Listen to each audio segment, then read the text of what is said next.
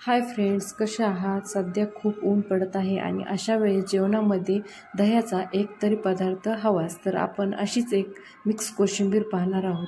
तर यासाठी एक मोठी वाटी भरून बारीक चिरलेली काकडी घेतलेली आहे, एक वाटी बारीक चिरलेला टोमॅटो, एक वाटी बारीक चिरलेला कांदा घेतलेला आहे व इथे शेंगदाणे जाडसर कुटून घेतलेले आहेत. हे शेंगदाणे मी भाजून कुटून घेतलेले आहेत.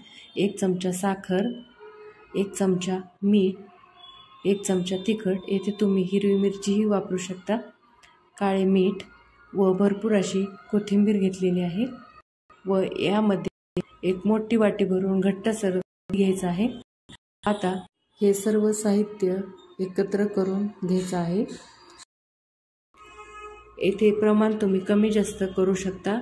येथे तुम्ही भाज्यांचे प्रमाण कमी जास्त करू शकता. कांदा जास्त आवडत नसेल तर थोडासा कमी केला तरी चालेल. आता तयार कोशिंबिरीमध्ये तडका घालायचा आहे. त्यासाठी तडका पॅनमध्ये तेल गरम करून त्याच्यामध्ये मोहरी टाकायची आहे. मोहरी तडतडल्यानंतर जिरे व कढीपत्ता टाकायचा आहे व तयार तडका कोशिंबिरीमध्ये घालून व्यवस्थित एकत्र करून घेऊयात. तर आपली येथे मस्त खमंग अशी टेस्टी कोशिंबीर तयार आहे. ते 10 ते 15 मिनिट तुम्ही फ्रीजमध्ये ठेवून नंतर जेवणासोबत खाऊ शकता. इथे मस्त कोशिंबीर तयार आहे. तुम्हाला ही रेसिपी कशी वाटली मला कमेंट करून नक्की सांगा. तोपर्यंत धन्यवाद.